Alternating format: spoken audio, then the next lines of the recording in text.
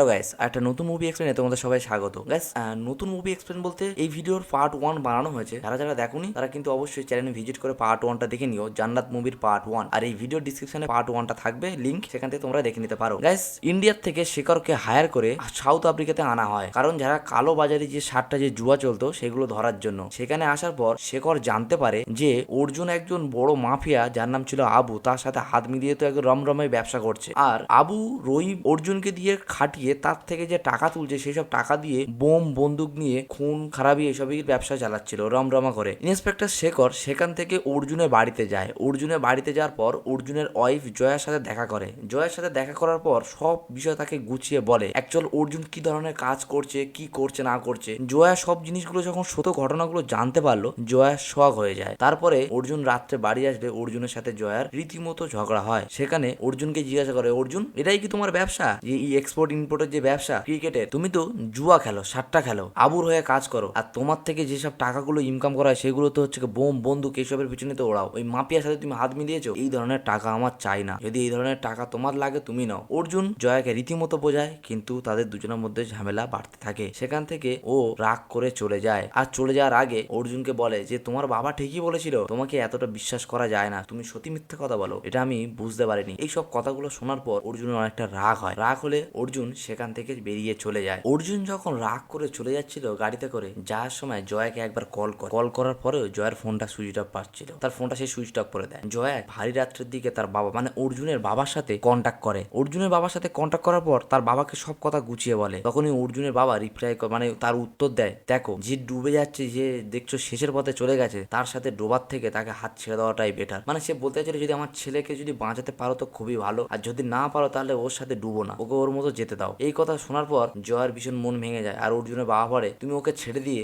আবার দেশে ফিরে এসো। তারপরে আমরা দেখা পাই কিছুক্ষণ পর মানে অর্জুনের যে বন্ধু ছিল সুরাজ, ওর ফোন থেকে মানে জয়ার ফোনে ফোন করে। তখন অর্জুন জয়াকে বলে, জয়া তুমি আমার সাথে একটা কফি শপে দেখা করো, কারণ সে নিজে বুঝতে পেরেছে আমি ভুল করেছি। তো একটা কফি শপে দেখা করে। আর অর্জুন এদিকে চিন্তা ভাবনা করে নিয়েছিল যে জয়ার সাথে দেখা করার পর তাদের যে আংটিটা দিয়েছিল সেই প্রথম দেখায়, সেই আংটিটা দিয়ে তাকে প্রপোজ করে তাকে বিয়ের জন্য প্রস্তাব দিতে আসে একটা কফি শপে। কিন্তু এক কথা দু কথা বলতে না বলতেই সেই জায়গাটা শেখর আর তার লোকজন পুরো অর্জুনকে ঘিরে ফেলে। সেখান থেকে অর্জুনকে অ্যারেস্ট করে নিয়ে চলে যায়। অর্জুনকে অ্যারেস্ট করে নিয়ে চলে গেলে সে তখন জয়ার দিকে দেখতে দেখতে যায় যে জয়া কেন আমার সাথে এরকম করলো। আর তার মনে একটা কোশ্চেন যাইছিল, জয়া আমার সাথে কেন এরকম করলো, কি কারণ। অর্জুনকে তো অ্যারেস্ট করে নিল সাউথ আফ্রিকার পুলিশ। সেখানে অ্যারেস্ট করলে কমসে কম 5 বছরে সে জেল খাটতো। তাই জয়ার সাথে পার্সোনালি শেখর দেখা করে। জয়াকে বলে, জয়া তুমি এখান থেকে আবার ইন্ডিয়াতে ফিরে চলে যাও। তাকে এমনকি টিকিট পর্যন্ত আর কিছু টাকা দিতে চায়, কিন্তু জয়া সেগুলো নেয় না। অ্যাকচুয়াল জয়া কিন্তু অর্জুনকে মন থেকে ভালোবাসে, আর তাকে বাঁচানোর জন্য সে কিন্তু সঠিক পদক্ষেপ নিয়েছিল। এই জায়গাটা অর্জুন কিন্তু ভুল বুঝেছে। অর্জুন জানে জয়াই তাকে ধরিয়ে দিয়েছে। সেখানে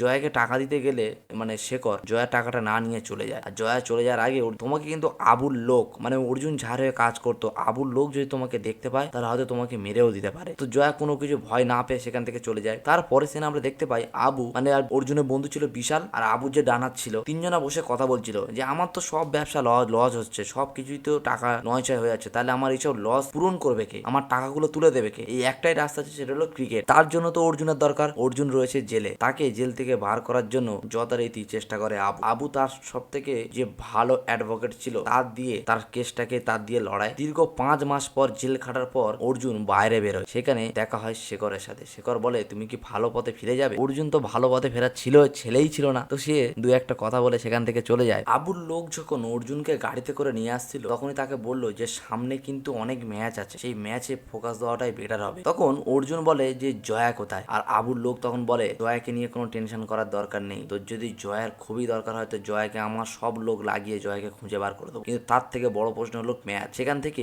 অর্জুনকে নিয়ে চলে আসে স্টেডিয়ামে। আনার পর বলে দেখ অর্জুন, তোর হাতে এখন একটাই রাস্তা, যেভাবে হোক আমাদের এখন সামনে যে ম্যাচগুলো আছে ম্যাচগুলোকে আমাদের জিততে হবে। ম্যাচ জিতলে তুই চিন্তা করি না, তোর গার্লফ্রেন্ড যেখানেই থাক আমি আমার সব লোক লাগিয়ে খুঁজে তোকে বার করে দেবো। অর্জুনের বন্ধু যে বিশাল ছিল সেও তাকে বোঝায় যে হ্যাঁ দেখ এখন কাজটাই ফোকাস দেওয়া সব থেকে বেটার হবে, অন্য কোনো জিনিসে ফোকাস না দিয়ে। সেই কথা মতো অর্জুন ম্যাচে ফোকাস দেওয়ার জন্য যে ম্যাচটা চলবে সামনে, সেই ম্যাচের যে ক্যাপ্টেন ছিল ক্যাপ্টেনকে হাত করতে চলে যায়। তার পরের সিনে আমরা দেখতে পাই সেই ক্রিকেটের ক্যাপ্টেনকে নিয়ে অর্জুন একটা বারে যায়, যেখানে গিয়ে তারা নাচ গান রিং সবকিছু করে অর্জুন ফেরার পথেই দেখা হয় জয়ার সাথে। জয়ার সাথে দেখা হলে জয়াকে তখন কোশ্চেন করে যে আমার সাথে কেন এটা করলে। জয়া তখন বলে যাকে ভালোবাসি তাকে সৎ পথে নিয়ে আসার জন্যই আমি এটা করেছি, আমি তোমাকে ভালোবাসি তার জন্যই করেছি, কিন্তু আমি হেরে গেলাম তোমার ওই লোকেদের কাছে যারা আমার আগে ওরা টাকা অ্যারেঞ্জ করে তোমাকে জেল থেকে ছাড়িয়ে এনেছে। আমি চাইছিলাম সৎ টাকায় মানে নিজের মেহনত করা টাকাতে আমি তোমাকে ছাড়াবো, কিন্তু ওরা আমাকে সেটা করতে দেয়নি। আমি হেরে গেছি ওদের কাছে। আমি তার জন্য দিন রাত এক করে বিভিন্ন বাড়িতে গিয়ে ডান্স করে টাকা অ্যারেঞ্জ করছিলাম। তুমি যদি আমার সাথে থাকতে চাও তাহলে আমার একটাই বক্তব্য, তোমাকে সৎ পথে আসতে হবে, সৎভাবে চলতে হবে। তো দুজনের মধ্যে অর্জুন আর জয়ার মধ্যে কথা হচ্ছিল। তারপরেই জয়াকে কনভিন্স করে অর্জুন তার সাথে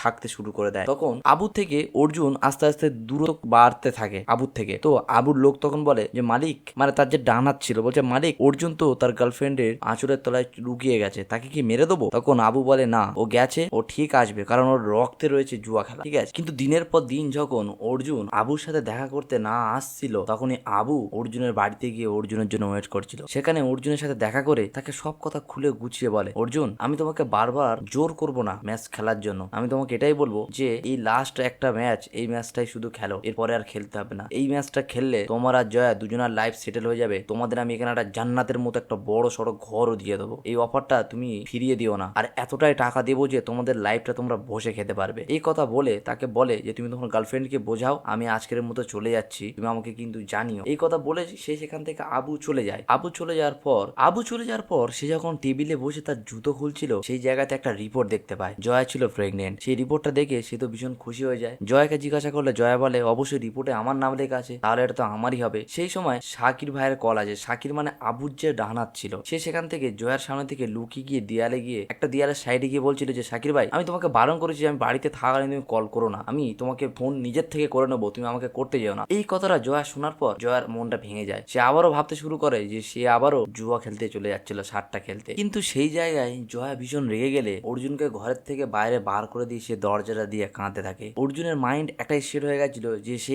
এই শেষবারের মতন এই লাস্ট একটা ম্যাচ খেলবে, যেটা খেলে তার লাইফ পুরো সেটেল হয়ে যাবে। সে সেখান থেকে বেরিয়ে চলে যায়, মানে জয়া যখন তার ঘর থেকে বার করে দেয় অর্জুন সেখান থেকে চলে যায়। তার বন্ধু ছিল, মানে অর্জুনের যে বন্ধু ছিল তার সাথে সেখানে চলে যায় ক্যাপ্টেনের সাথে দেখা কর। ক্যাপ্টেন যে জায়গাটা থাকতো সে আসে, তাদের যে ক্রিকেটের টিম ছিল টিম আসে। তো চোখের ইশারা করে সেখান থেকে অর্জুন ক্যাপ্টেনকে সাইডে চলে যেতে বলে। তো ক্যাপ্টেন সাইডে চলে গেলে পর অর্জুনও যায়, শাকির ভাইও যায়, আর বন্ধুও যায়। কিন্তু সেইখানে গিয়ে যখন তারা এগ্রিমেন্ট করার জন্য যাচ্ছিল টাকা পয়সা ডিলের জন্য, তার পিছু নিতে থাকে তাদের কোচও, মানে যে ক্যাপ্টেনের সাথে কন্ট্যাক্ট করেছিল সেই ক্যাপ্টেনের যে কোচ ছিল সেই কোচও তাদের পিছু নিতে থাকে, কেন তাদের টাকা পয়সা নিয়ে ডিল চলছিল। সেই জায়গাটায় ক্যাপ্টেনের সাথে যে কোচ ছিল, কোচ গিয়ে চিল্লামিল্লি করলে সেই জায়গাটায় শাকির মানে তার যে আবুর যে লোক ছিল সে সেই জায়গাটা গান বার করে। তখনই অর্জুন বলে তুমি বন্দুক নিয়ে আসছো, তুমি আমাকে একবারও না জানিয়ে তুমি এই জায়গাটা বন্দুক এনেছো কেন, আর বন্দুক ওর দিকে তুলছো কেন, মানে কোচের দিকে বন্দুক তুলছো, কোচকে মেরে দেবে, ঠিক আছে। এরকম করতে না করতে বাই চান্স কারণে ফায়ারিং হয়ে কোচ সেখানে মারা যায়, আর সেই দোষটা ঘাড়ে এসে পড়ে অর্জুনের। মানে অর্জুন কোচকে বাঁচাতে চাইছিল আর বন্দুকটায় হাত দিয়েছিল, বন্দুক নিয়ে কাড়াকাড়ি হতে হতে তাদের মধ্যে এই অ্যাক্সিডেন্টটা ঘটে যায়। তো সেখানে সঙ্গে সঙ্গে পুলিশ রেড করায়, অর্জুন সেখান থেকে পালিয়ে যায়। পুলিশ তাকে ধাওয়া করতে থাকে। সে এক সময় এসে তার বন্ধুর গাড়িতে উঠে তাড়াহুড়ো করে বলে তুই আমার এখান থেকে গাড়িতে করে তাড়াতাড়ি নিয়ে বেরিয়েছ। সে গাড়িতে করে নিয়ে যেতে যেতে সে জয়াকে ফোন করে একটা জায়গায় আসতে বলে। সেই জায়গাটায় জয়া এসে দাঁড়ালে সেই জায়গাটায় অর্জুন যায়, আর এরই মধ্যে কিন্তু অর্জুনের অলরেডি একটা গুলি লেগে গেছিল। তো সেই অবস্থায় মানে ঘায়াল অবস্থায় জয়ার কাছে গিয়ে বলে যে জয়া কোচকে মেরে দিয়েছে। তখন জয়া বলে তুমি কি কোচকে মেরেছো? কোচ তো এমনি কথায় কথায় তো মরে যেতে পারে না, তোমরা বলছো স্বাভাবিকভাবে কথা বলছিল, তাই কোচ মরলো কি করে? সে তখন বলে আবুর লোকই কোচকে মেরে দিয়েছে, দোষটা এখন আমার ঘাড়ে চলে এসছে। এই কথা বলতে না বলতে সেই জায়গাটা চারিদিক থেকে শেখর আর শেখরের ফুল টিম অর্জুনকে ঘিরে ফেলে। অর্জুনকে বলে অর্জুন তুমি কিন্তু সারেন্ডার করে দাও, না হলে কিন্তু আমরা ফায়ার করতে বাধ্য হবো। জয়া তখন বলে স্যার প্লিজ ফায়ার করো না, ও সারেন্ডার করে দিচ্ছে, কারণ অর্জুনকে অলরেডি বুঝিয়েছিল জয়া। আর অর্জুন রাখতে গিয়ে তার সাথে আংটিটাও পড়ে যায়, সেটা অর্জুন বুঝতে পারেনি। অর্জুন হাতটা ওপরে তুলে দিয়েছিল, সারেন্ডার করে দিয়েছিল, কিন্তু প্রত্যেক পুলিশ অফিসারের গান ফোকাস ছিল অর্জুনের উপর। অর্জুন যদি উল্টো পাল্টা করেছে তাকে ফায়ার করবে, সেই হিসেবে পুরো সবাই রেডি ছিল। কিন্তু